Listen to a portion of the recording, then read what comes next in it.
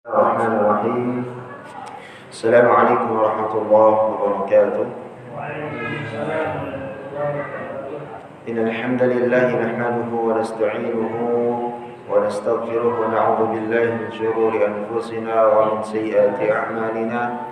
من يهده الله فلا مضل له ومن يضلل فلا هادي له.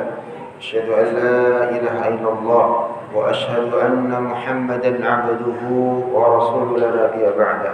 اللهم صل على محمد وعلى آل محمد كما صليت على إبراهيم وعلى آل إبراهيم في العالمين إنك حميد مجيد. الحمد لله ألف بيننا وألف بين قلوبنا فأصبحنا وأمسينا بنعمة الإيمان وبنعمة إخوانا. ثانيا صلاة وتسليما على نبينا محمد صلى الله عليه وسلم الذي هو أسوتنا وقدوتنا إلى يوم الآخر. Alhamdulillah, Bapak-bapak yang dirahmati Allah Subhanahu wa taala, jamaah salat maghrib dan isya wa salat al-jihad, semoga Allah Subhanahu wa taala melimpahkan taufik hidayah keberkahan kepada kita dan sama-sama berharap kepada Allah Subhanahu wa taala agar supaya setiap amalan ibadah kita dari kita terbangun sampai tertidur lagi diterima di sisi Allah Subhanahu wa taala. Amin ya rabbal alamin. Berikutnya mari sama-sama kita berdoa kepada Allah Subhanahu wa taala dengan diberikannya ujian ya daripada jamaah kita Bapak Warka dan Bapak Priyatna yang saat sekarang ini dalam kondisi ya diuji Allah Subhanahu wa taala sakit, dan apapun penyakitnya semoga Allah Subhanahu wa taala menjadikan kesabaran dari setiap sakit yang diderita berbuah pahala dari Allah Subhanahu wa taala.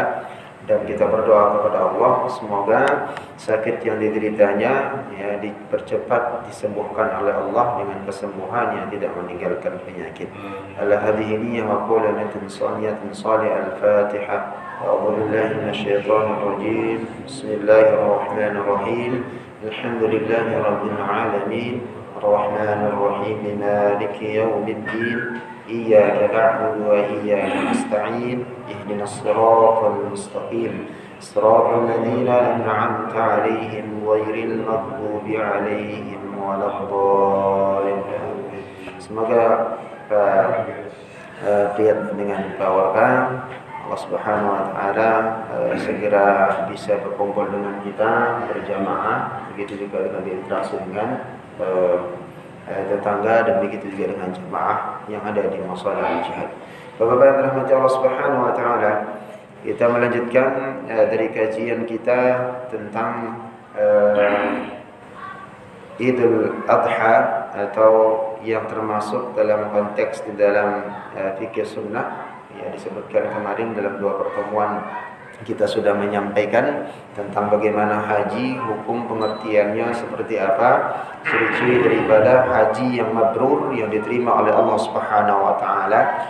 Namun dari kesemua itu yang perlu kembali kita mengingat ya, dari kemarin di bulan Zulqa'dah lalu masuk Zulhijjah sekarang tanggal 4 ya, menyegarkan kembali ya, merefresh kembali daripada amalan ibadah kita masuk ke Muharram, maka ini termasuk bulan haram, bulan yang dimana disebutkan Allah Subhanahu wa taala di dalam Al-Qur'an, dan begitu juga dengan hadis-hadis Rasulullah sallallahu alaihi wasallam yang mana arba'atun hurum, yang di dalamnya termasuk di sini adalah bulan Zulhijjah. Nah, ternyata 10 hari bulan di pertama bulan Zulhijjah ini banyak keutamaan, banyak hal-hal yang terkadang sebagian besar dari kaum muslimin melupakan. Baik dari segi muamalah sesama makhluk Allah yang namanya tetangga manusia dan yang lain, begitu juga dengan amalan ibadahnya kepada Allah Subhanahu wa taala, selain daripada haji yang kita bahas kemarin. Mumpung masih ada 6 hari lagi, maka ini kita memanfaatkan semaksimal mungkin sisa dari 6 hari ini untuk bisa ya memaksimalkan ibadah kita kepada Allah Subhanahu wa taala. Di antara keutamaan daripada ya 10 hari di dalam bulan Zulhijjah atau 10 awal di bulan Zulhijjah ini di dalam Al-Qur'an. Allah Subhanahu wa taala berfirman di dalam surat Al-Fajr, a'udzu billahi minasyaitonir rajim, bismillahirrahmanirrahim, wal fajr wa layalin 'ashr. Jadi Allah Subhanahu wa taala bersumpah ya dengan waktu ya di pagi hari, waktu fajar, dan bersumpah juga walayalin 'ashr ya demi malam yang 10. Nah, di sini para ulama ikhtilaf ya, berbeda pendapat tentang ayat yang kedua di dalam suratul Fajr ini. Para ulama mengatakan walayalin 'ashr di sini, ada yang menyebutkan bahwa 10 ya hari pertama di bulan Zulhijjah yang pertama. Lalu yang kedua, ada yang berpendapat juga 10 malam terakhir di bulan Ramadan. Dan yang ketiga, ada yang menyebutkan atau berpendapat 10 hari pertama di bulan Haram. Akan tetapi yang pendapat yang rajih, yang kuat, yakni pendapat yang menyatakan bahwa yang dimaksud walayalin 'ashr demi malam yang 10 di dalam surat Al-Fajr ini adalah 10 hari pertama di bulan Zulhijjah. Itu yang lebih kuat dalilnya. Dari mana kita mengetahui? Pertama dari hadis Rasulullah sallallahu alaihi wasallam, inna 'ashra al-adha wal watr yaum al-arafah wa syafi' yaum an-nahr. Sesungguhnya yang dimaksud dengan 10 hari bulan Adha, bulan Zulhijjah, dan yang dimaksud dengan ganjil adalah hari Arafah. Wal witr yaum al-arafah. Ya, tanggal 9 itu kan wukuf di Arafah, maka dia ganjil kata Rasulullah SAW. Wa syafi' yaum an-nahr. Dan adapun yang genap itu maksudnya adalah tanggal 10 Zulhijjahnya. Yaumun Nahar itu Idul Adha. Ya, nama lain dari Idul Adha. Maka di sini jemaah dirahmati Allah Subhanahu wa taala, melalui dalil dari Al-Qur'an, salatul Fajr, dan hadis Rasulullah sallallahu alaihi wasallam, maka disinilah ya bahwa yang dimaksud walayalin 'ashr, sumpahnya Allah kalau sudah bersumpah ya atas nama makhluk, baik itu wasyamsi wa duhaha, wadduha, demi waktu duha ya, demi langit, demi bintang, dan seterusnya. Dan termasuk di sini wal fajr dengan waktu. Begitu juga dengan 10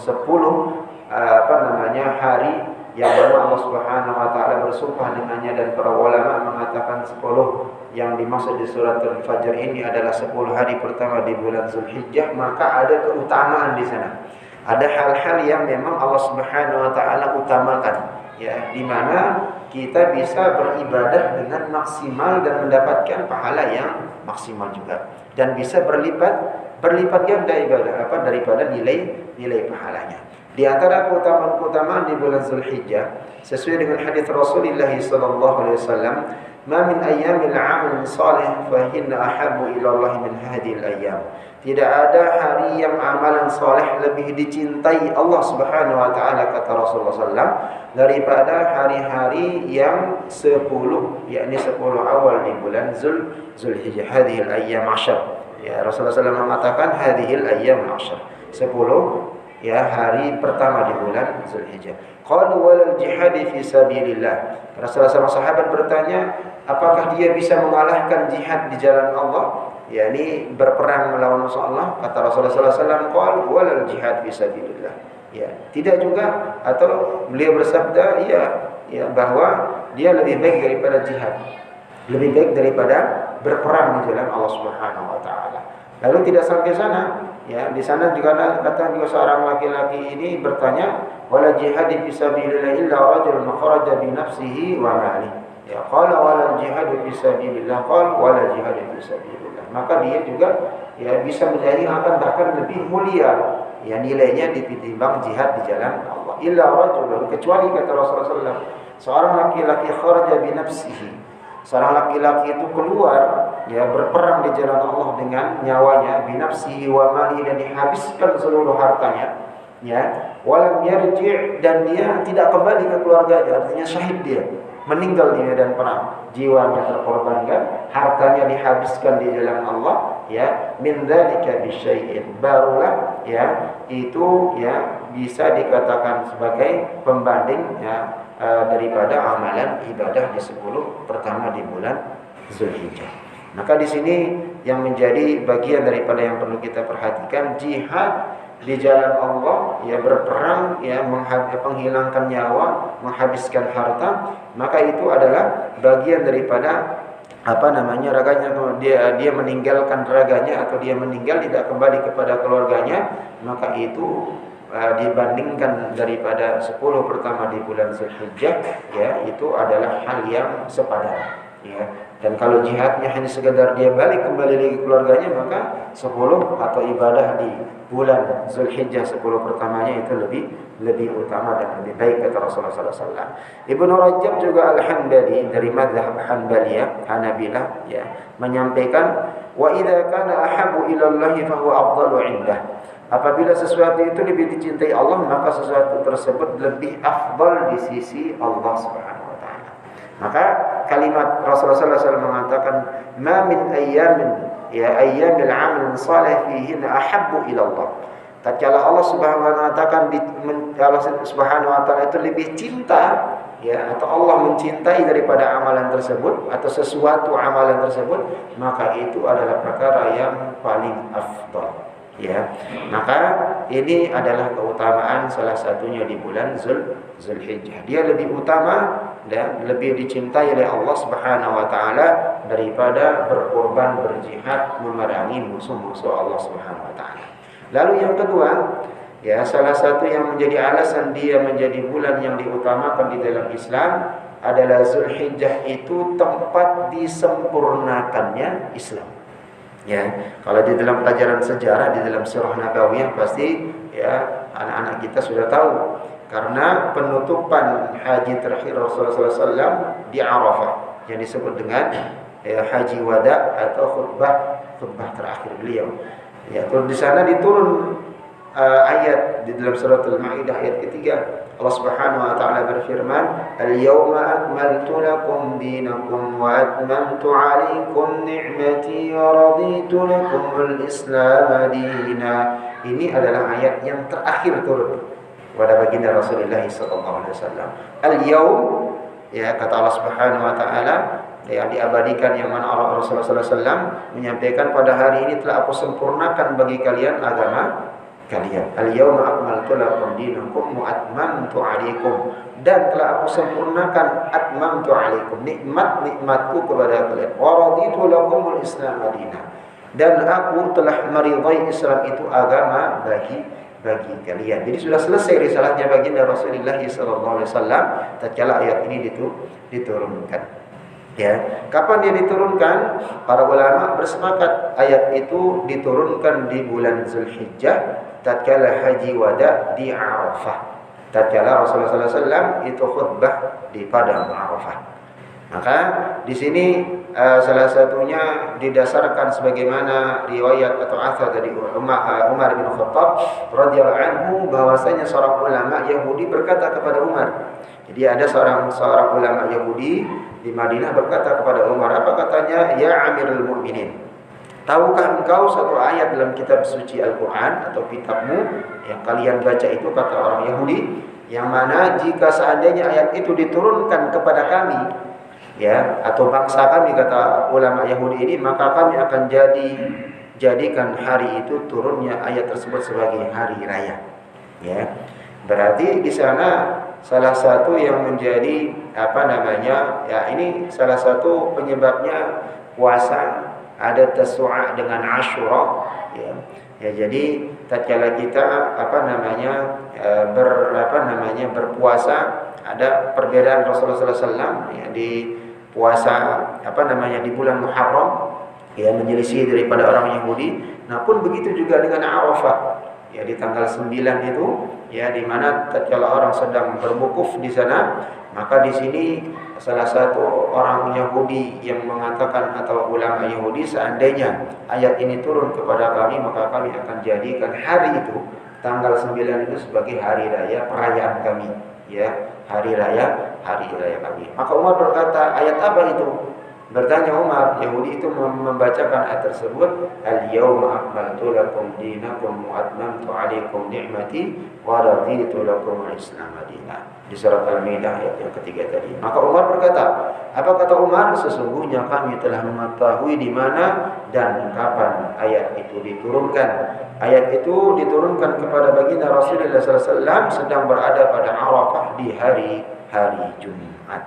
Ya. Jadi maka dikenal di dalam haji itu ada haji akbar istilahnya kalau hajinya bertepatan di hari Jumat. Ya, jadi ayat ini turun tepat di Arafah ya pada hari Jumat. Ya, maka tatkala di musim haji tahun kali ini ya seandainya memang Allah Subhanahu wa taala mengizinkan itu hari Jumat maka bisa menjadi hari haji akbar atau hari besar atau Jumat besar yang mana di sana orang-orang Arab sekeliling di pelataran atau yang tinggal di Makkah dan seterusnya di sekitarannya itu keluar semuanya mengerjakan ibadah haji. Tapi dari melihat beberapa media tahun ini sangat-sangat ketat ya karena melihat kemarin banyak beberapa dari jamaah Indonesia yang sudah mempunyai atau sudah terbang berada di Riyadh, sudah sampai di Madinah, terus langsung dikirim atau jadwalnya memang kloternya masuk ke Mekah, ternyata nggak bisa masuk ke Masjidil Haram, ya karena ada beberapa dari visa atau tasrifnya, nusuknya dan seterusnya itu belum keluar atau sudah kadaluarsa.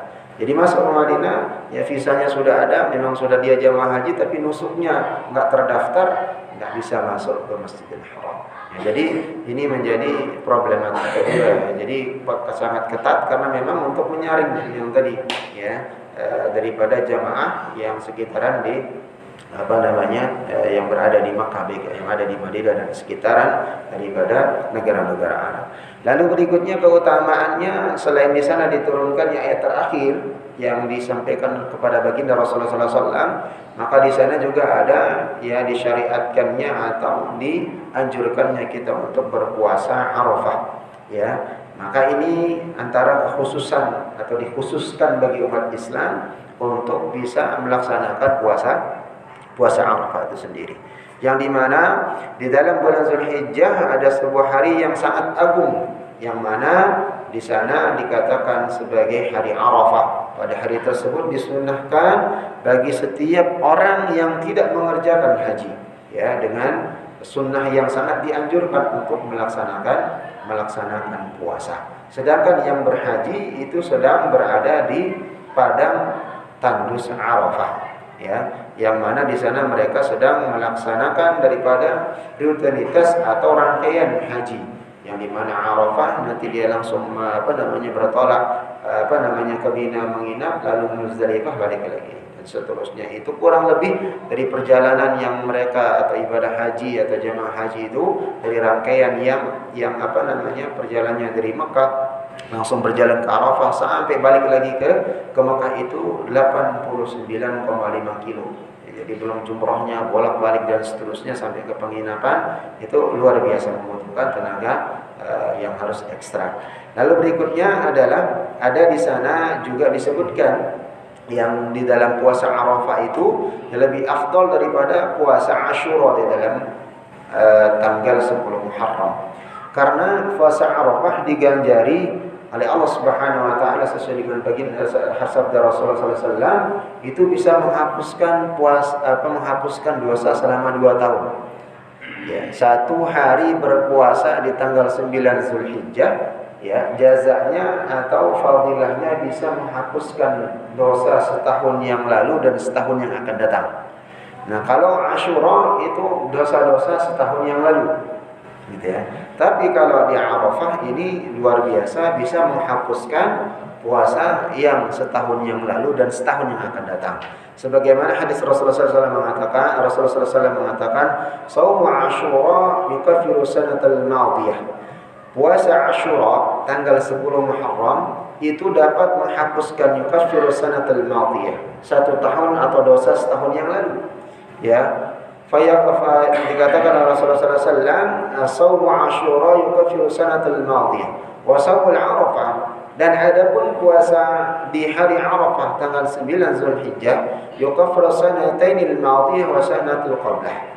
Dia bisa menghapuskan atau jazanya, fadilahnya, menghapuskan dosa-dosa setahun yang lalu dan setahun yang akan datang. Ya, maka ini fadilah yang luar biasa dan hanya ditentukan oleh zaman saja. Ya, terjadinya cuma sehari dan di bulan yang tertentu. Ini di bulan Zulhijjah dan hanya sekali saja di tanggal 9 Zulhijjah itu sendiri. Ya, jadi ini ada kesempatan yang luar biasa bagi kita yang masih diberikan kesempatan itu. Lalu berikutnya, fadilah yang berikutnya adalah darah yang paling banyak. Kenapa di bulan Zulhijjah itu sebagai bulan yang mana diutamakan oleh Allah Subhanahu wa taala melalui Rasulullah sallallahu alaihi wasallam, sebagaimana dalam Al-Qur'an dan Sunnah Rasulullah sallallahu alaihi wasallam, darah hewan yang paling banyak ditumpahkan itu, sejarahnya di atas permukaan bumi ini setelah penyembelihan disyariatkan kepada Nabi Ibrahim alaihissalam untuk menyembelih anaknya Ismail alaihissalam, lalu diganti dengan domba yang kekar, ya, yang sehat dan seterusnya, dan diperintahkan Allah Subhanahu wa taala mengganti penyembelihan itu dengan domba itu, adalah terjadi di bulan Zulhijjah secara serempak, yakni di hari raya Idul Adha. Ya, jadi Allah Subhanahu wa taala menyampaikan di dalam surat Al-Kautsar, inna a'tainakal kautsar fashalli li rabbika wanhar. Salatlah kalian dan sembelihlah hewan kurban pada hari raya Idul Kurban, Idul Adha, yakni tanggal 10 Zulhijjahnya. Atau di dalam pendapat yang lain, kalau memang sibuk di tanggal 10 itu, selama hari tasyrik itu diperbolehkan 11, 12 dengan 13. Dan itu pun di dalam hadis-hadis yang sahih, tanggal 10, 11, 12, 13 diharamkan berpuasa. Karena di sana memang hari penyembelihan dan hari tempat, ya, memberikan kesempatan fakir miskin dan orang-orang tidak mampu, ya, dalam menghormatinya, mereka sedang menikmati daripada daging kurban yang dibagikan oleh yang berkurban. Maka di sini adalah hari yang atau bulan di mana paling banyak ditumpahkan darah hewan kurban di atas permukaan bumi. Sebagaimana sabda Rasulullah SAW menyampaikan, afdhalul hajjil wafajr. Sebaik-baik pelaksanaan haji adalah yang paling banyak bertalbiyah dan yang paling banyak berdahayu atau menyembelih sebagian daripada hadiah untuk fuqara di Makkah. Jadi dikatakan di sini dalam hadis ini, afdhalul hajj al-hajj wa thajj, yakni yang paling banyak bertalbiyah, ya, labbaik Allahumma labbaik, labbaik la syarika lak, labbaik innal hamda wan ni'mata laka wal mulk la syarika lak. Langsung diulang terus itu bukan tidak ada sebab untuk mengulang-ulangnya. Tapi tatkala orang berhaji itu sudah dihujamkan dalam hatinya, kalau itu diucapkan pasti meleleh air matanya, pasti akan menangis sedih. Bukan sedihnya karena dia memikirkan kapan lagi balik ke sini, enggak, tapi mengingat kesalahannya, dosanya dan seterusnya, meminta ampun kepada Allah, beristighfar dan seterusnya untuk bisa menjadi seorang hamba yang taat dan bisa membawa pulang haji yang mabrur. Sehingga kalau yang pernah merasakan haji, ya, itu diucapkan lagi dan seterusnya akan terngiang lagi. Ya, terngiang lagi bagaimana perjuangannya untuk dalam melaksanakan haji tersebut. Lalu berikutnya nanti ada bagian-bagian memperbanyak mengucapkan dari awal bulan Zulhijjah itu, ya kita untuk memperbanyak untuk bertasbih, bertahmid, bertahlil dan bertakbir. Ya, jadi sejak awal masuk, ya, di bulan, ya, Zulhijjah tanggal 1, maka itu kita dianjurkan memperbanyak bertasbih, bertahmid, bertahlil dan bertakbir. Ya, subhanallah walhamdulillah wala ilaha illallah wallahu akbar. Subhanallah walhamdulillah wala ilaha illallah wallahu. Dimanapun kita berada. Ya, yang mana di sini dianjurkan karena memang itu adalah bagian daripada mengagungkan Allah Subhanahu wa taala. Maka di sini dalilnya sebagaimana Abu Hurairah, ya, kalau tidak salah di dalam hadis itu dengan dengan Umar bin Khattab, ya keluar beliau, ya keluar dari rumahnya lalu menuju pasar, ya di hari di mana ditetapkannya tanggal 1 Zulhijjah, beliau ya keluar lalu mengagungkan bertakbir, ya di pasar mengajak orang-orang bertakbir, maka di sana juga orang-orang yang mendengar ikut bertakbir, ya dalam konteks ini yang mengagungkan Allah Subhanahu wa taala. Maka di sini jemaah Allah Subhanahu wa taala, ya bagaimana fadilahnya, ya yang mana Allah Subhanahu wa taala menjadikan dari setiap ya sisi-sisi kebaikan-kebaikan di bulan Zulhijjah ini supaya ya kita bisa memanfaatkannya dengan sebaik mungkin. Maka ini bagian daripada amaliyah yang tentunya kembali kita sama-sama perdalam lagi untuk bisa mengingatkan kembali, mereview lagi ingatan kita. Lalu berikutnya apa? Selain daripada kita memperbanyak tasbih, tahmid, tahlil dengan takbir, yakni memperbanyak amalan-amalan di bulan Zulhijjah. Amalan apa saja itu? Selain tadi ya bertahmid, bertahlil, bertakbir, bertasbih, ya.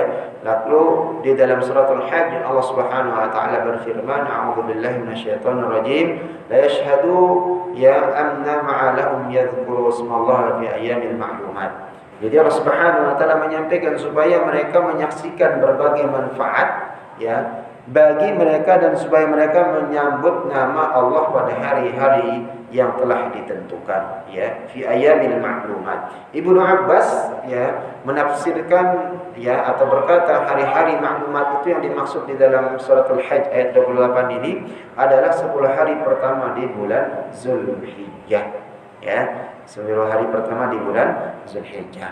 Maka berzikir yang lebih utama di hari ini atau di 10 hari pertama ini yang tadi, ya bertakbir, bertahlil, bertahmid, bertasbih ya kepada Allah Subhanahu wa taala. Fa aktsaru fa yahunna min at-tahlil wat takbir wat tahmid, kata Rasul.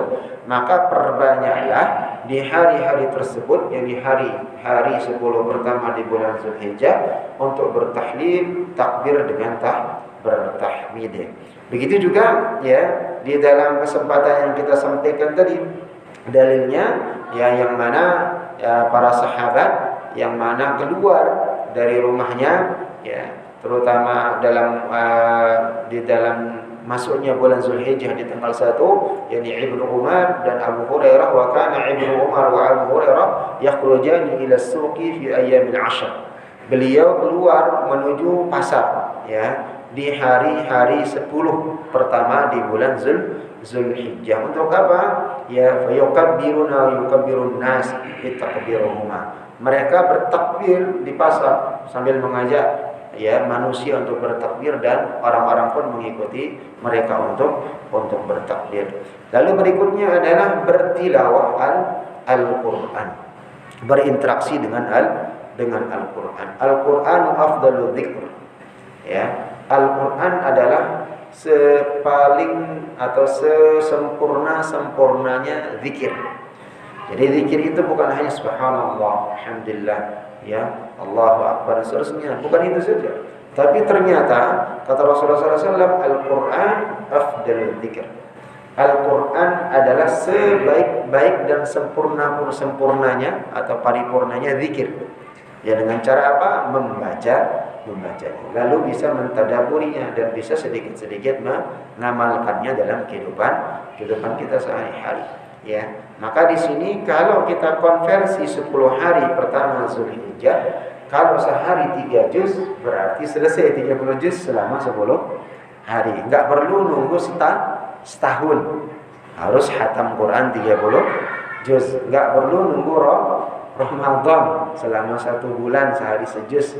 Ya, kalau kita niatkan ya tinggal dibagi ya 3 juz setiap harinya, maka cukup dengan kita selesai sholat, ya setiap selesai sholat membacanya 3 halaman, ya selesai dari sana 3 halaman lagi, ya dapat 6 halaman, 6 kali 5 kali sholat selesai juga, ya. Jadi konferensinya bisa mengkondisikan itu dengan maksimal. Lalu berikutnya adalah keutamaan di bulan Zulhijjah ini memperbanyak sedekah. Memperbanyak sedekah ini menunjukkan keutamaan sedekah dan cita-citanya seseorang itu sudah melihat ajalnya di depan mata. Jadi orang yang sudah melihat atau sadar bahwa kapan saja dia akan dipanggil oleh Allah meninggalkan dunia, pasti dia akan memperbanyak amalan sedekah. Pasti akan memperbanyak amalan ibadah.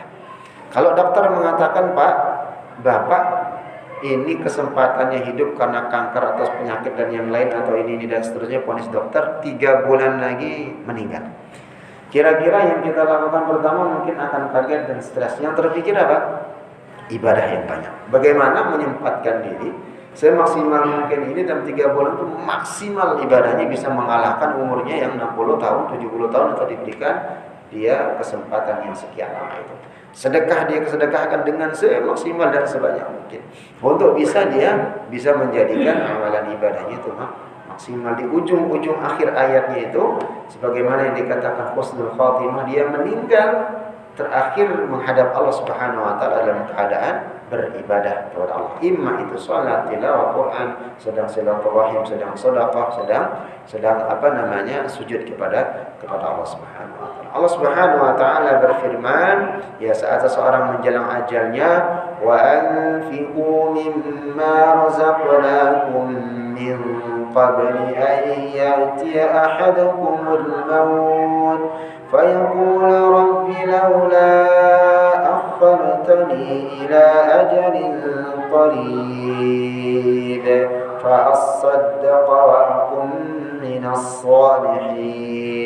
Di dalam surat Al-Munafiqun Allah mengabadikan kalau orang sudah mengetahui ajalnya akan dekat, ya maka dia akan segera mungkin untuk melakukan amalan ibadah, diantaranya yang utama adalah bersedekah.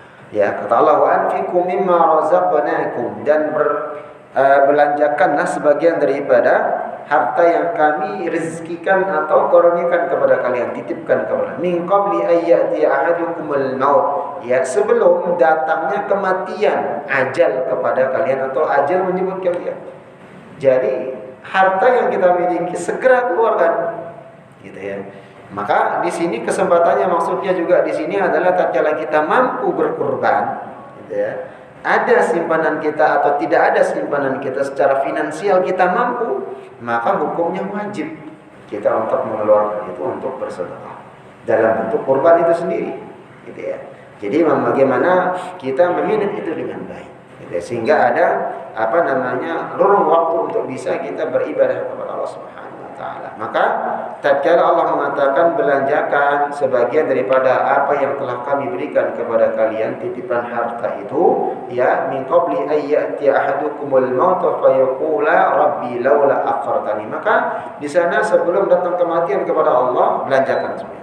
Ya, maka di sini ada yang mengucapkan fa yaqula, ya. Maka ada sebagian yang lalu ia berkata kepada Allah, laula akhartani, ya Tuhanku, mengapa engkau tidak menangguhkan, laula akhartani ila ajalin qarib, ya, menangguhkanku sampai waktu yang dekat, fasaddaqa akum minas salihin, sehingga aku dapat bersedekah dan aku termasuk orang-orang yang saleh.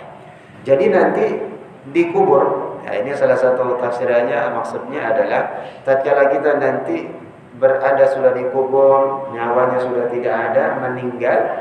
Nah, nanti mengatakan kepada Allah Subhanahu wa taala, fa yaqula rabbi laula akhartani, Allah, seandainya dulu ditangguhkan umurku masih panjang, ya, seandainya aku masih panjang umurnya, dan kalau kau tahu sedekah ini, ya, menjadi amalan yang utama, ya, yang kau syariatkan atau yang kau anjurkan kepada hamba-Mu, ila ajalin qarib, ya, dengan yang mana Allah Subhanahu wa taala engkau menangguhkan umurku, ya, dengan yang fasaddaqa akum minas salihin, maka aku akan bersedekah, ya, aku akan bersedekah dan termasuk menjadi orang-orang yang saleh. Itu keluhan orang-orang yang sudah meninggal, keluhan orang-orang yang sudah tidak ada di atas permukaan bumi ini. Maka berikutnya adalah dengan berkurbannya kita, ya, di hari raya Idul Adha. Ya, ini adalah bagian daripada perintah Allah Subhanahu wa taala sebagaimana ayat yang kita baca dalam surah Al-Kautsar, fasholli li rabbika wanhar. Dan Rasulullah SAW menyampaikan, man shalla salatana, Ya, barang siapa yang salat seperti salat kami, ya seperti salatmu kata Rasulullah SAW, wa nusuku nusukana, begitu juga berkurban seperti kurban kami, faqad asaba nusuk, maka sesungguhnya dia telah mengerjakan kurban dengan benar, ya dia berkurban dengan benar sebagaimana kurban kami kata Rasulullah SAW, wa man nasaka qabla salati fala nusukulah, dan barang siapa yang menyembelih kurban sebelum salat Idul Adha, maka itu tidak termasuk daging kurban, tapi itu termasuk kepada daging hadiah atau daging biasa saja yang dibeli di pasar. Maka ini menunjukkan bahwa ibadah kurban itu merupakan kekhususan dan syiar yang terdapat di dalam bulan Zulhijjah. Lalu berikutnya tiada lain, dia terkenal dengan bulan atau bulan haji, maka syariat haji yang kita bahas kemarin itu adalah bagian daripada bagaimana Allah Subhanahu wa taala menjadikan syariat itu. Maka jamaah yang dirahmati Allah Subhanahu wa taala, ya syariat kurban ini pertama kali ya diberikan kepada Nabi Yuna Ibrahim alaihissalam. Maka ada beberapa syariat yang diwariskan oleh Nabi Ibrahim alaihissalam, maka dia sering juga diberi nama sebagai Abul Anbiya. Begitu juga dengan syariatul Islam. Ya, jadi karena beberapa syariat Islam ada di dalam tubuh atau kegiatan atau ibadah Nabi Ibrahim alaihissalam. Ya, di antaranya adalah sunat. Ya, khitan itu adalah syariatnya Nabi Ibrahim alaihissalam. Lalu berikutnya adalah haji. Lalu berikutnya tatkala rangkaian-rangkaian haji dari sa'i, safa dan marwah, ya. Begitu juga dengan jumrah dan yang lainnya dan seterusnya.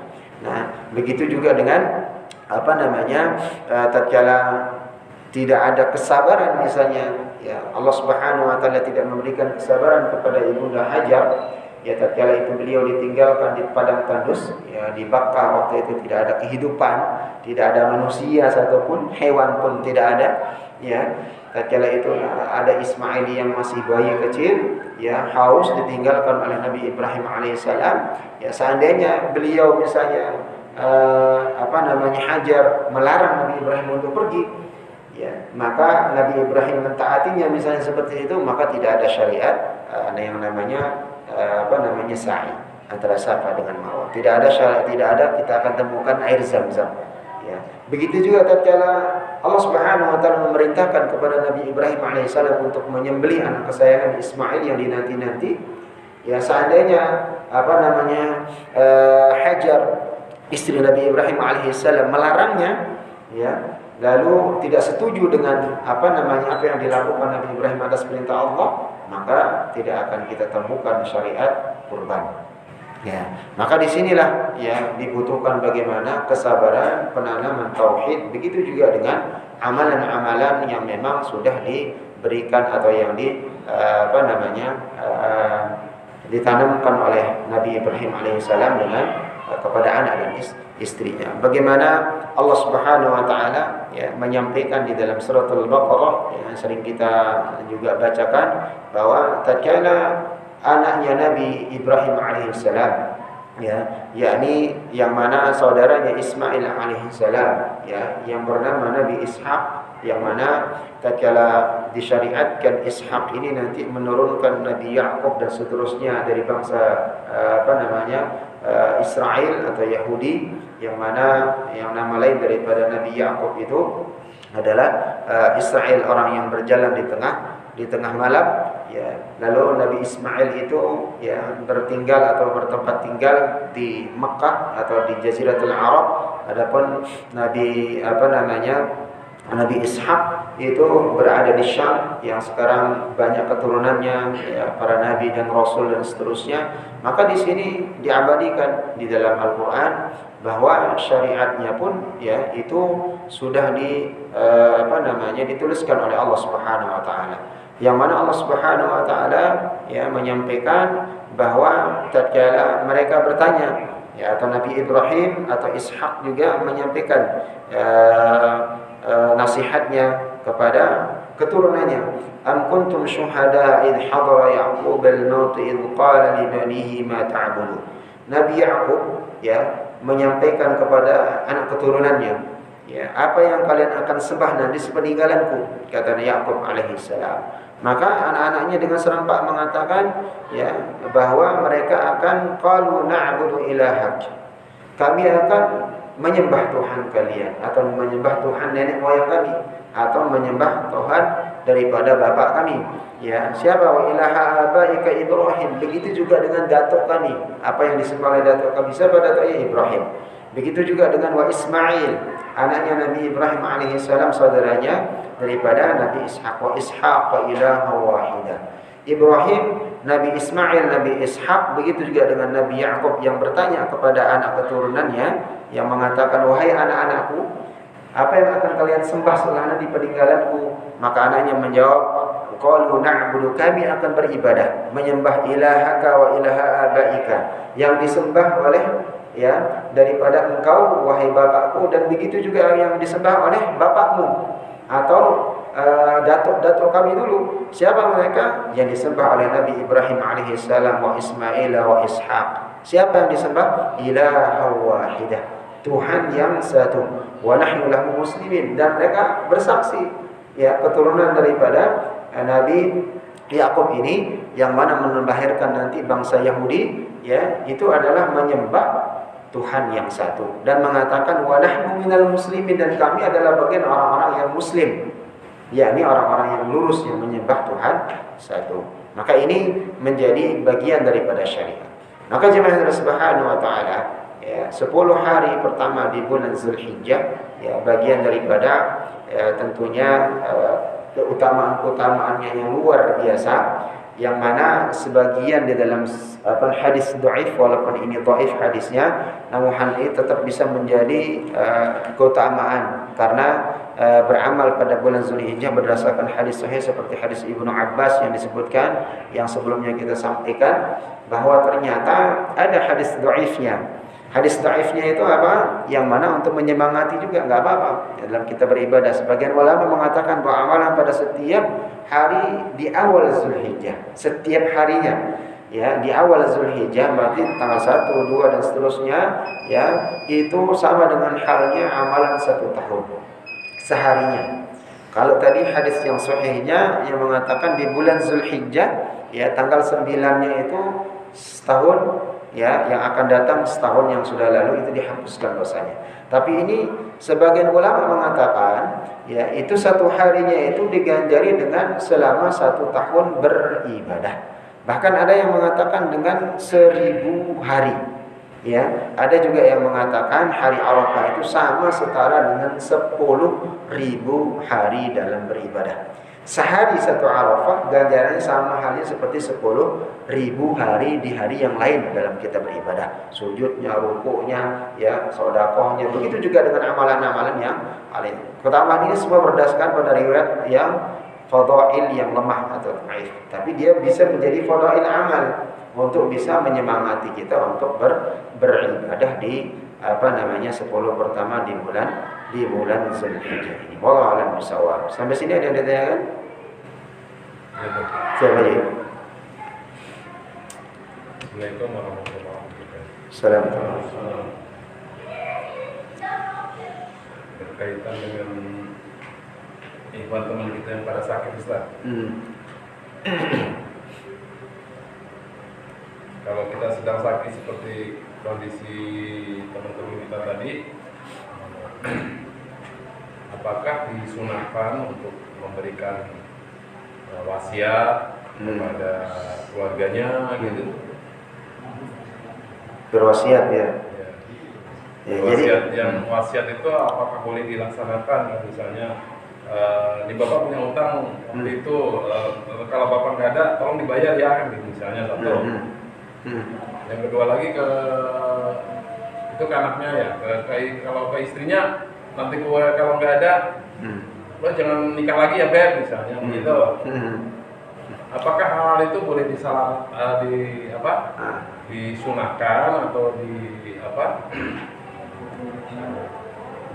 diperbolehkan wasiat itu dijalankan gitu. Karena teman-teman kita yang udah nggak ada ini belum pernah dengar wasiatnya gitu. Misalnya Pak Eko, Pak Rahman itu tuh nggak ada wasiat ya. Nggak ada wasiat. Buat kita ya. Tapi boleh nggak ada wasiatnya? Misalnya titip bini gua doang kan gitu kan? Iya. Itu tak. Baik. Jadi kita sebagai seorang muslim, ini keluar dari pembahasan kita tentang wasiat ini memang harus jangan sampai menunggu sakit. Terutama berkaitan tentang hutang dan segala tetek bengeknya, terutama juga PIN dan segala macam ya, ATM, ya, terus nomor ini segala macam, itu semua istri harus tahu. Suami juga harus tahu di mana menyimpannya seperti apa. Jangan sampai dirahasiakan. Karena nanti itu bisa menyebabkan kesulitan dalam konteks setelah kita misalnya bapak atau kita meninggal, ternyata PIN yang kita misalnya di ATM itu hanya kita yang tahu, nggak di-share sama istri. Ya, itu menjadi nanti permasalahan yang besar keduniaannya. Lalu berikutnya juga sama dengan permasalahan-permasalahan kita kepada Allah Subhanahu wa taala. Apapun kesulitan, apapun permasalahan kita ke dunia, hutang lagi tuan ini segala macam, orang yang paling pertama yang berhak tahu itu adalah istri. Kita harus cerita. Karena nanti mau tidak mau, apalagi kalau sudah kita punya anak yang sudah balik dan bekerja, jika istri tahu anak kita disampaikan, maka dia yang menyelesaikan nanti permasalahan ini, itu hutang permasalahan ini dan seterusnya. Ya. Lalu berikutnya tentang wasiat. Ya, sebagian besar di dalam fikih wasiat itu memang hukumnya ada yang mengatakan wajib dan harus di dalam kita ada. Imma itu wasiat tentang hartakah atau wasiat yang ditulis oleh seorang bapak atau seorang istri untuk menjaga anaknya konteksnya ya, atau dirinya sendiri untuk tetap beribadah kepada Allah. Baik itu dalam konteks tulisan atau dari wasiat terakhir sebelum dia meninggal. Atau wasiat itu pun tidak mesti harus menunggu sakit lagi atau dalam sakaratul maut, enggak. Setiap kita selesai sholat, setiap kita selesai melaksanakan ibadah kepada Allah, kesempatan kita, momentum baik untuk berbicara kepada istri dan anak, maka wajib hukumnya seorang suami itu berwasiat kepada istri dan anaknya. Untuk apa? Kembali mendengarkan suami, beribadah kepada Allah, taat kepada Allah. Anak-anak jangan sampai tidak melaksanakan kewajibannya kepada kedua orang tua, kepada Allah Subhanahu wa taala. Ya, jadi itu yang sangat perlu. Maka ini pentingnya juga kita bermajlis gitu ya, tentang wasiat dan segala macam itu tidak menunggu sakit, enggak. Tatkala sakaratul maut, enggak. Gitu ya. Maka tadi yang saya sampaikan, pentingnya kita ya, ini jangan sampai nanti curhatnya atau suami curhatnya justru kepada istri tetangga yang lebih tahu dalam kondisi dirinya, enggak, harus dengan istri. Utang segala macamnya ini dan seterusnya sehingga nanti tatkala kita meninggal itu sudah selesai semua, lebih ringan dalam menyelesaikannya gitu ya. Jadi tidak menunggu sakit, tidak menunggu dalam kondisi sakaratul maut. Maka ini penting, Pak. Jadi sekarang memang sudah ada harus nulis wasiat. Ya, baca tahu ya. Tulis lebih bagus supaya enggak berantem nanti anak itu. Ya, apalagi konteksnya ya mohon maaf ya, kalau yang ditinggalkan banyak ya, baik itu misalnya harta atau ini dan seterusnya harus ditulis. Ya, kalau ya termasuk ya, kalau utang ada sesuatu ya lebih bagus memang masalah utang dan piutang itu kepada orang yang meninggal, apalagi orang yang memang kita tahu dalam kondisi dia tidak kurang atau mungkin saudara, udah diikhlaskan. Ya, diikhlaskan kalau memang bisa diikhlaskan. Tapi kalau sampai jumlahnya miliaran ratusan juta, kita lihat ada ahli warisnya yang mampu untuk mencicil atau kerja, ya boleh. Tinggal kita sepakat mau bayar seberapa, gitu kan. Tapi kalau jumlahnya misalnya 1 juta, 2 juta, mungkin kita punya keikhlasan, batas ikhlas saya di bawah 5 juta deh. Tanya, kita tahu orang yang nggak mampu untuk membayar. Dalam keseharian memang dia butuh, justru harta kita adalah bagian daripada haknya dia. Buat apa kita mau tanya? Justru kita mengikhlaskan itu dengan lillahi ta'ala, maka itu akan dilipat gandakan Allah Subhanahu. Bahwa itu adalah hablul mayit sudah tinggal kita. Ya, jadi kalau kita mengaji, kalau kita misalnya bermajlis, kira masalah utang itu kita akan lebih legowo. Kalau mengembalikan apa? Mengembalikan harta itu adalah milik Allah Subhanahu wa taala. Tapi beda halnya di waktu uang yang kita pinjamkan itu adalah uang hartanya satu-satunya. bahwa itu untuk menunjang kehidupan kita dengan keluarga dan anak-anak kita, gitu kan? Maka itu memang harus diberbicarakan lebih lanjut. Kalau memang anak si ahlul mayyit itu masih mampu untuk membayarnya, maka itu harus ditagih. Karena itu menyangkut kehidupan kita juga. Ya kalau enggak itu dibayar, kita mau makan apa nih? Nggak ada yang diharapkan. Kita juga ada punya utang dan seterusnya. Tapi kalau ya kita masih mempunyai kelebihan harta dan seterusnya, dan kita ngaji pernah secara fikih, kembalikan itu harta adalah milik Allah Subhanahu. Yakin Allah akan mengembalikannya dalam bentuk yang bermacam-macam, tidak hanya sekedar bentuk uang saja. Jadi wasiat itu penting, baik itu secara tertulis atau secara lisan. Ya, dan bahkan kalau orang-orang yang mungkin investasi miliaran ratusan juta justru punya pengacara, gitu ya, tulis di notaris gitu kan, sudah punya notaris sendiri. Nanti kalau hal-hal terjadi, pengacara datang, bagian tertentu dan seterusnya. Ya, saya sarankan kalau bapak-bapak mempunyai investasinya ratusan juta miliaran, adakan notaris, kalau bisa ditulis tercatat dengan baik supaya nanti, mohon maaf, yang sering terjadi di tengah masyarakat itu sering berantem ya antara saudara. Dan kalau kita meninggal bapak, meninggalkan istri, nggak jarang kita temukan ibunya itu nggak dapat apa-apa ya, karena anaknya lebih ya mewah dengan gaji pengacara dan seterusnya. Kalau hukum Islam itu sudah dilarang. Dan baru-baru ini kan sudah ada kasus Pak, ya, anak seorang remaja segedenya Mas ini nih, ya ditanya, ini mungkin ibunya sampai babak belur Pak, ya mentang-mentang dia baru selesai naik sabuk hitam, ditanya sama bapak-bapak, ini yang lahirin kamu siapa Dok? Ya, siapa yang lahirin kamu? Ibu saya. Kenapa ibu yang mana dulu katanya, orang tua yang seperti apa dulu yang perlu dihormati? Ya enggak. Walaupun kondisinya, mohon maaf, kondisinya bejat-bejatnya orang tua, ibu dan bapak, ya mbok nggak bisa kita sampai babak belur, sampai lebam semua, ya ini mukanya udah nggak berbulu muka orang ibunya lagi seperti alhamdulillah. Jadi ini hal-hal yang menjadi itu masih hidup aja seperti itu, apalagi nanti kalau sudah meninggal dan meninggalkan harta, itu sudah pasti cakar-cakaran. Ya, karena itu sudah ada dalilnya dalam Al-Quran, begitu juga dalam hadis, bahwa yang paling ditakutkan juga oleh Rasulullah SAW tatkala seorang hamba atau seorang umat ini meninggal, yang meninggalkan warisan, anak tidak ditinggalkan dalam kondisi beriman kepada Allah, diajarkan tentang hukum Islam dan seterusnya, sholat, menjaga ibadahnya, maka yang terjadi adalah perebutan ya, harta warisan yang namanya dunia.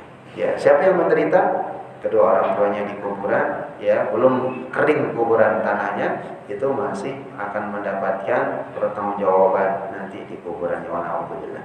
Baik, insyaallah seperti itu. Insyaallah nanti pada isya kita lanjutkan.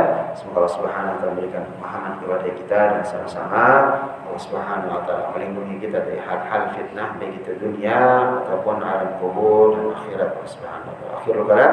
Wassalamualaikum warahmatullahi wabarakatuh. Waalaikumsalam.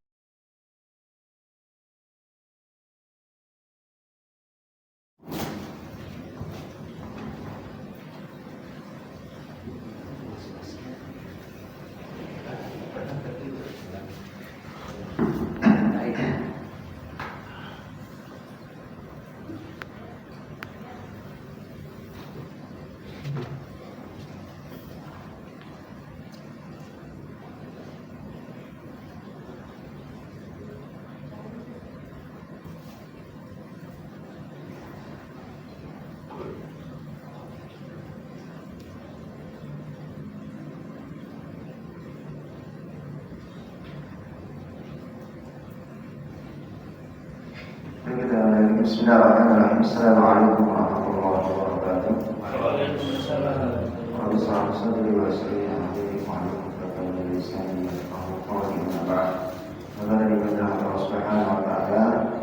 Allah Subhanahu wa taala menerima ibadah salat kita, dan sama-sama berharap kepada Allah Subhanahu wa taala memberikan setiap amal dan salat sebagai pembalas kita kepada Allah Subhanahu wa taala. Amin ya rabbal alamin. Baik, nanti Allah Subhanahu wa taala mengakhiri dari kajian kita di pekan ini di malam Ahad tanggal 4 Zulhijjah, yang tentunya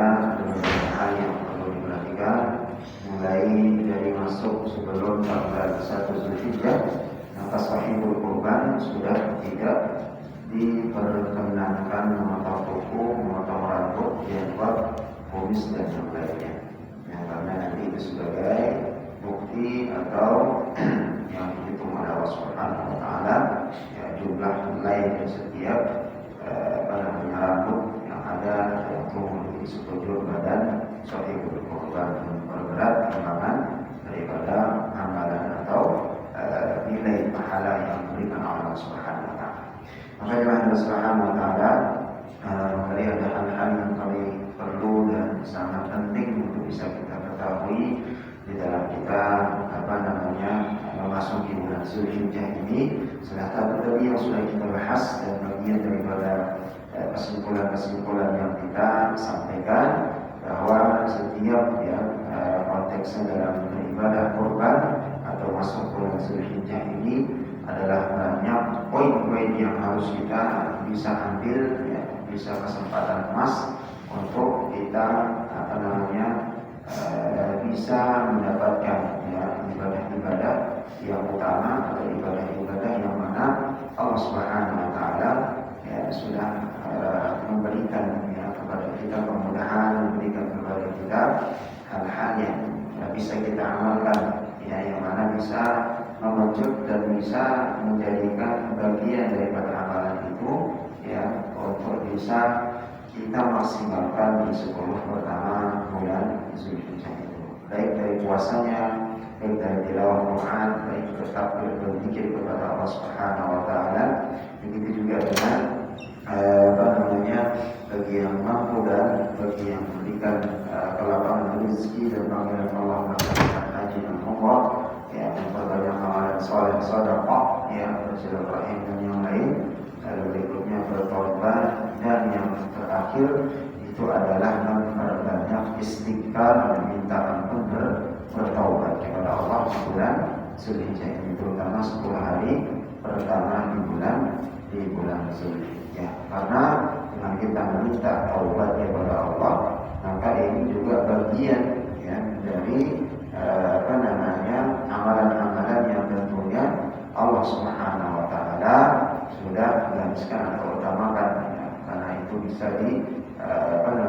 amalkan di 10 pertama di bulan Zulhijjah. Lalu berikutnya kembali lagi memesan untuk pribadi sendiri, begitu juga dengan jamaah, bahwa dengan kita ya melakukan amalan ya, di awal dengan bertaubat kepada Allah dan minta ampun, itu akan memberikan efek kemudahan ya, untuk kita senantiasa menjaga keikhlasan. Sama dengan pembahasan kita haji kemarin, ketika kita mengerjakan haji, jangan sampai terbesit di benak hati yang paling dalam itu untuk pamer dan yang lain. Pun begitu juga dengan kurban, jangan sampai terbesit di dalam benak hati kita yang paling dalam, yaitu yang angkuh merasa sombong dengan kurbannya ya, menjaga hatinya, keikhlasannya lillahi ta'ala. Maka dengan kita beristighfar, meminta ampun kepada Allah ya, begitu juga kita akan menyembelih hewan kurban ya, selalu sebagaimana disunahkan menghadap kiblat ya, dan diperbolehkan berdoa ini wajah dari fatarasan wa wal Hanifah muslimnya wa ana awal muslimin, dan yang baiknya di dalam kita doa kita lalu menyembelih hewan kurban kita.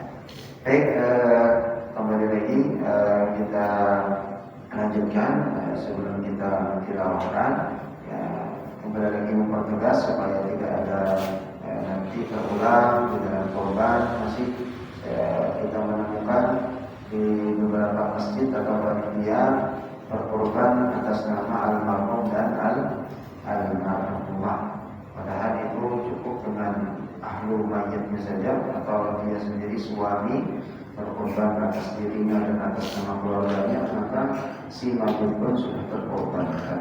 Tapi kalau berkorban dikhususkan atas nama almarhum dan almarhumah, maka itu tidak ada dasarnya dan bisa tertolak atau tidak sah korbannya. Jadi konteksnya kembali lagi ya, kita tahap atau memotong hewan korban itu niatkan untuk diri dan ahli ya, meniatkan diri dan untuk keluarga.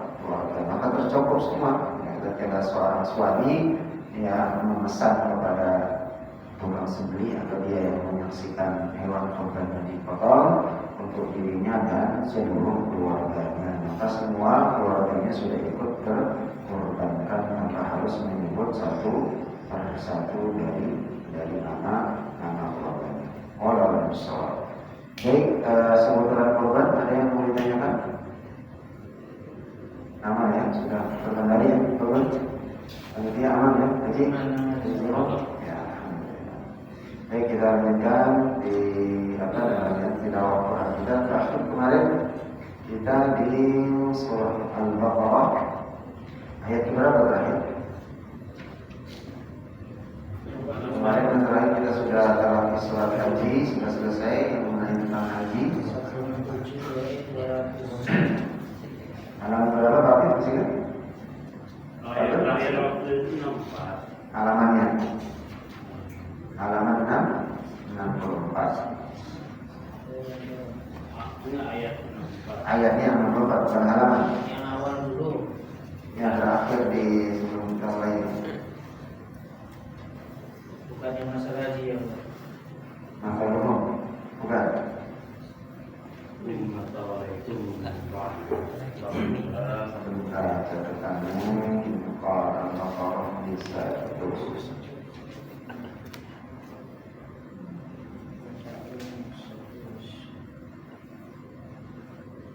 Apa bisa nulis? Tidak ada pertemuan kalau kita nggak tilawah. Tilawahnya kemarin masalah yang haji itu kita sampaikan.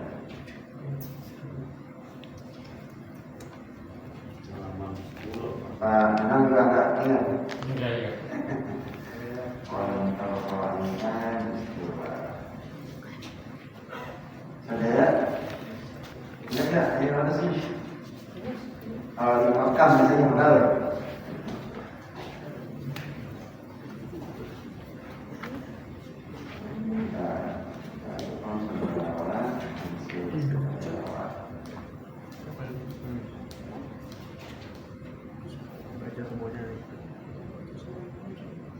Yang 269 Ayatnya. yang dibacanya yang ayatnya yang 2 yang 269. Ayat terakhir itu ya. Iya. Baik. Jadi dari nama dari Nabi Muhammad sampai dengan Sayyidina pada yang berhubung dengan Maria Safra radhiyallahu anhu.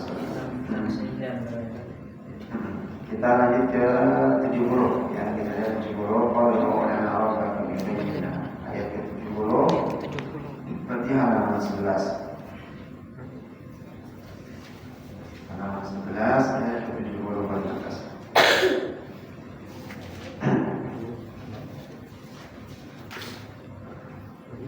Baik. Sampai ketemu semua ya. Kalimat qalu du'u lana. Baik, perhatikan di sini ayatnya bisa kita potong dua, ya. Nanti karena nafas bisa mengatur hitamnya dan seterusnya. Saya contohkan. A'udzu billahi minasy syaithanir rajim. Bismillahirrahmanirrahim. Qalu du'u lana rabbaka yubayyin lana ma al-Baqarah tashabaha alaina. Kita apa di sini? Langsung lanjutkan boleh. Wa inna insya'allahu lamuhtadun. Ya. Atau boleh jadi qalu da'u lana rabbaka yubayyin lana ma hi. Nah, di sana kalau kita wakaf misalnya nafasnya di sana, nah di sini memulainya harus menariknya dari awal lagi. Ya, maka dari sempurna memang tadi wakafnya di tasyabaha alaih. Jadi kita potong dua wakafnya di tasyabaha alaih. Baik, sama-sama dari ta'awud dan nafas tadi. A'udzu billahi minasy syaithanir rajim. Bismillahirrahmanirrahim. Qalu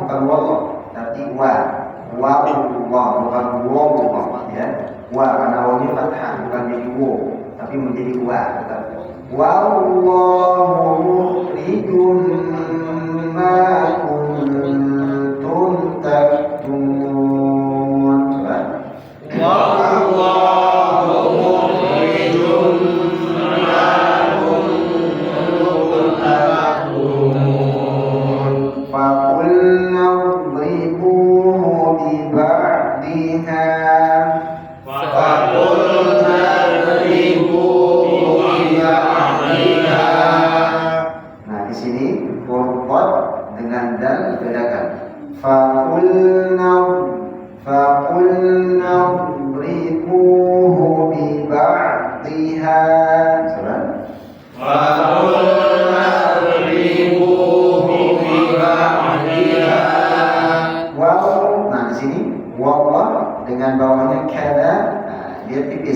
kadzalika yuhyillahul mauta. Lillah tipis karena sebelum lafzul jalalah kasrah, jangan ditebalkan. Kadzalika yuhyillahul mauta wa yuriikum ayatihi la'allakum ta'qilun.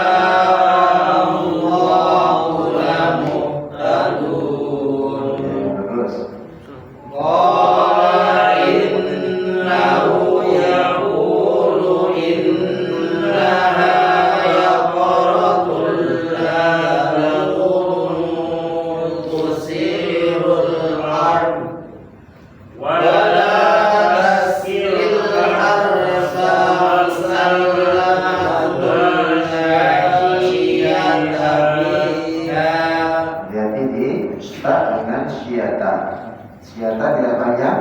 Wala tasqil harfa musallama kulla syiyata biha. Ulang. Wala tasqil harfa musallama kulla syiyata biha.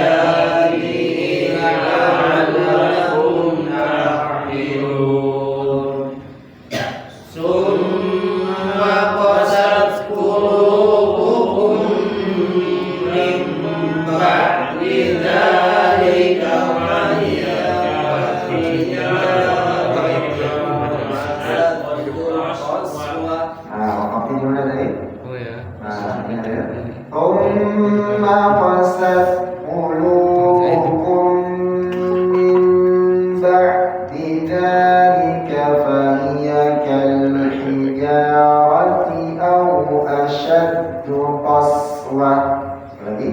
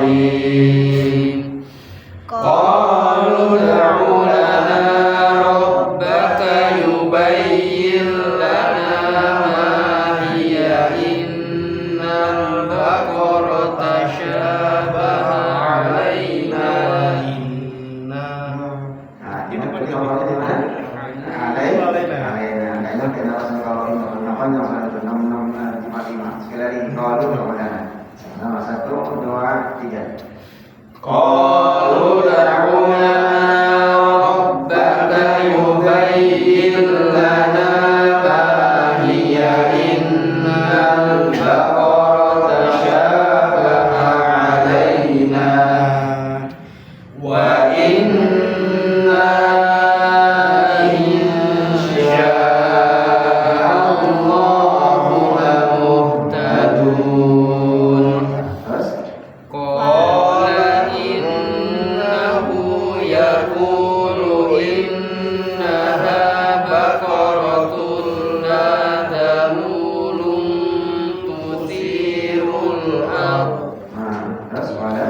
wala tasqil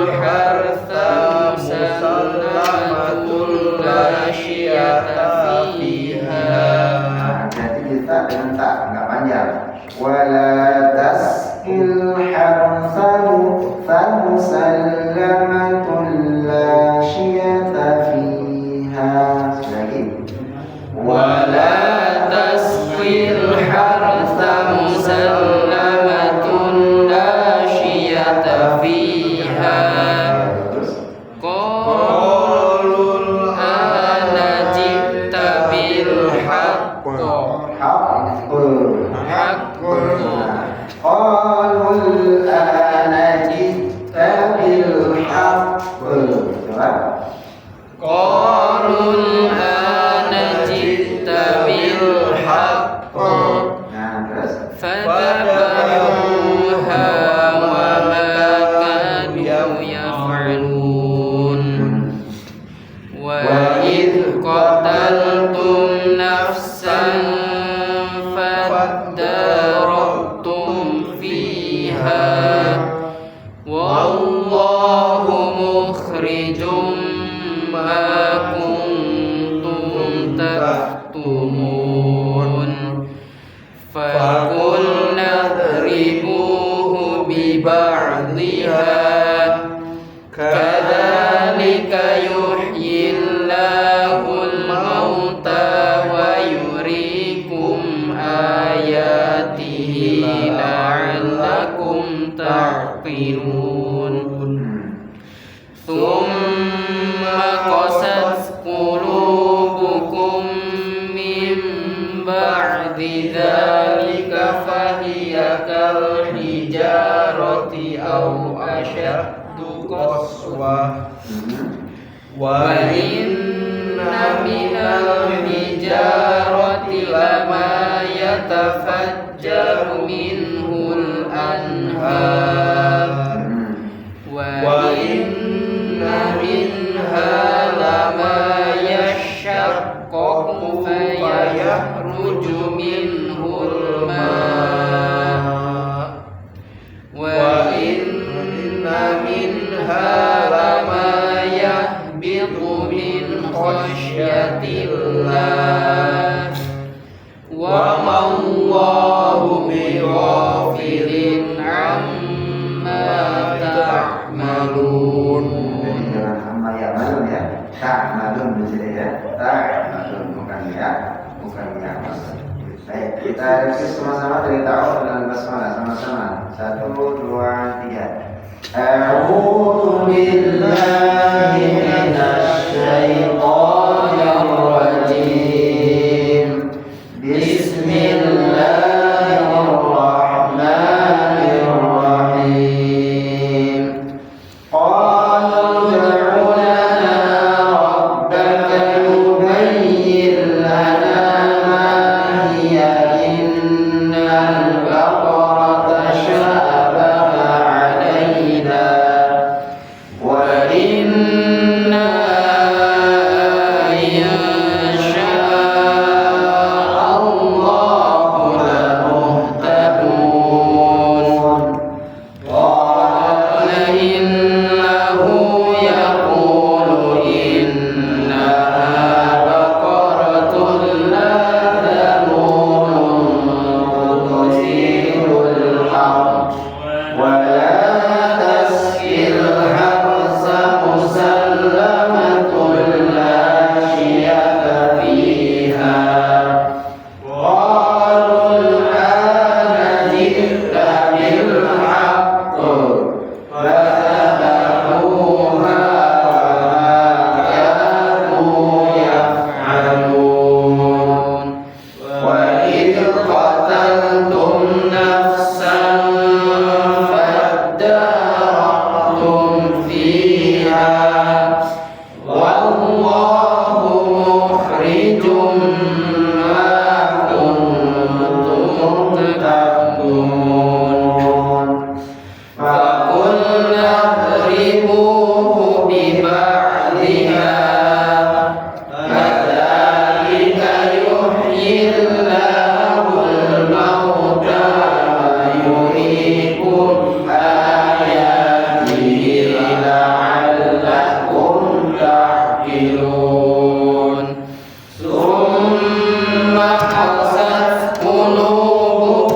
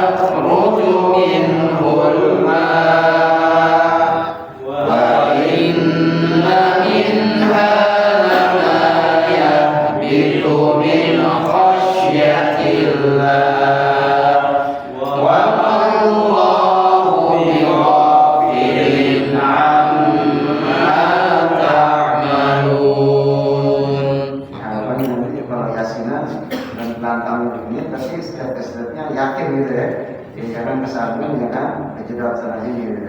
Jadi bisa lebih terutama catatannya sebenarnya di nun tasdid ikfa idgham.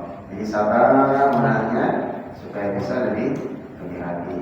Contoh yang tadi ayat yang dibaca di bagian kedua. Wa in semua lamma wa mallahu bighafilin amma sama. Ya. Jadi itu untuk kesempatan kita mempersiapkan kalimat setelahnya itu ini bacaannya ditahan, ini panjang dan seterusnya. Lagi ketemu kalau ayatnya panjang, tanda-tanda panjang itu justru lebih nyaman bacanya karena persiapannya ada untuk bisa kita ancang-ancang mana yang panjang, mana yang pendek, hurufnya apa dan seterusnya supaya tidak kabur kesalahan dalam pengucapan huruf tersebut. Insyaallah. Baik, monggo nanti dilanjutkan atau kita teruskan sama-sama. Nah, nanti supaya dilatih lagi ya sampai ayat yang terakhir di halaman ke-11 sebelum kita akhiri ya. Saya contohkan nanti ikuti ya. Nah, ini panjang, potongnya di mana? Bisa potong 3 kali atau potong 2 kali. Afataqma'una an yu'minu lakum wa qad kana fariqun minhum yasma'una kalam Allah. Sama-sama. Afataqma'una an yu'minu lakum wa qad kana fariqun minhum yasma'una kalam Allah thumma yuharrifunahu min ba'di ma 'aqaluhu wa hum ya'lamun. Sama-sama. Thumma yuharrifunahu min ba'di ma 'aqaluhu wa hum ya'lamun. Wa idza laqul ladina amanu qalu amanna wa idza laqul ladina amanu qalu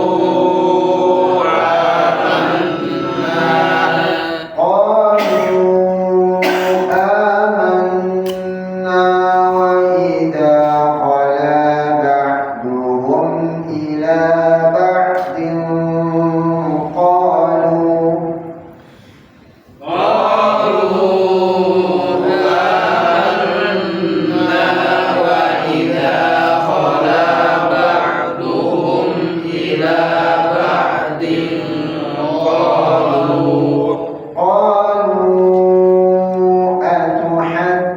أتحدثونهم بما فتح الله عليكم ليحاجوكم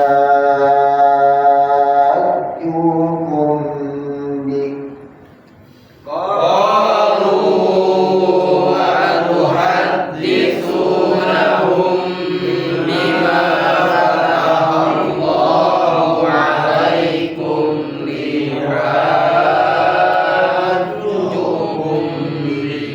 Liuha berapa harakat?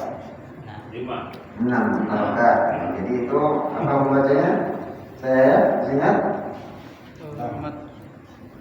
mad lazim muntaqal kirmi. Liuha potong 3. Mulainya dari liyuhajjukum bihi 'inda rabbikum.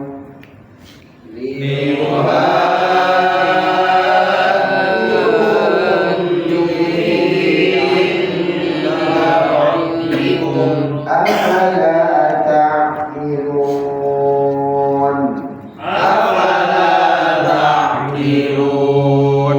Baik. Nah, kalau liyuhajjukum sama, walau dhalin sama. Kalau yukum bihi berarti kan sana mim ketemu dengan ba sukun. Bihi tahan juga di sana. Apa pembacanya?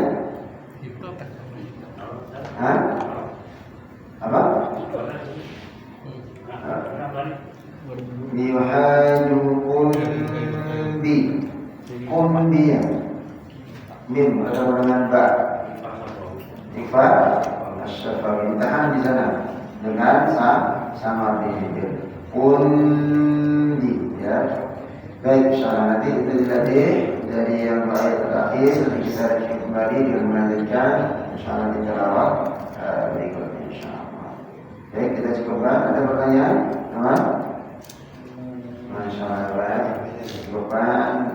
Sama-sama berdoa kepada Allah Subhanahu wa taala sambil kita meniatkan doa semoga kesembuhan kepada saudara kita jemaah kita ya kelihatan dengan tawarkan begitu juga dengan keluarga kita yang ada baik itu di rumah sekitaran kita yang kondisi kurang sehat dan kondisi dinyatakan Allah Subhanahu wa taala ya sembuhkan berikan solusi dari setiap permasalahan bersama-sama mudah-mudahan itu bagian daripada ketaatan kepada Allah Subhanahu wa taala saya mendoakan ala hadhihi niyyah wa qawli niyyatin salihah al-fatihah a'udzu billahi minasyaitonir rajim bismillahirrahmanirrahim alhamdulillahi rabbil alamin arrahmanir rahim maliki yaumiddin iyyaka na'budu wa iyyaka nasta'in ihdinas siratal mustaqim siratal ladzina an'amta 'alaihim ghairil maghdubi 'alaihim waladdallin اللهم اغفر لنا ذنوبنا اللهم اغفر لنا ذنوبنا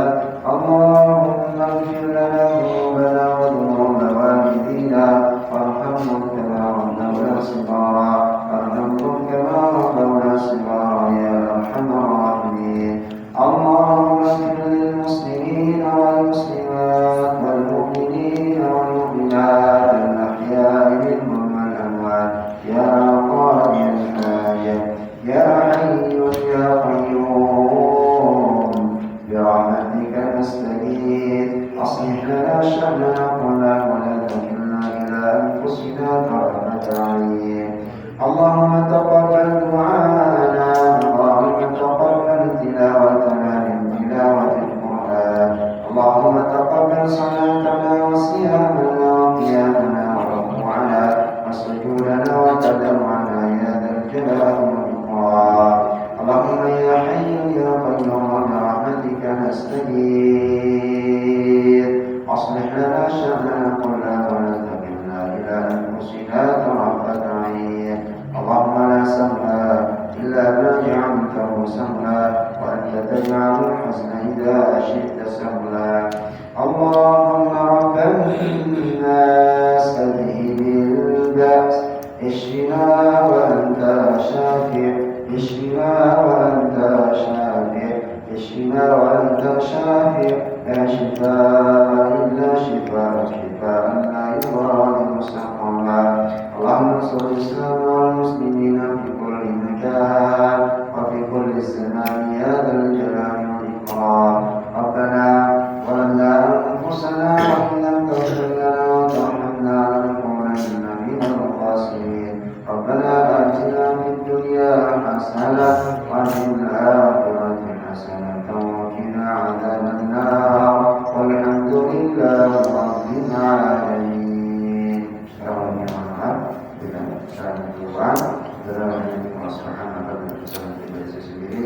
Assalamualaikum warahmatullahi wabarakatuh.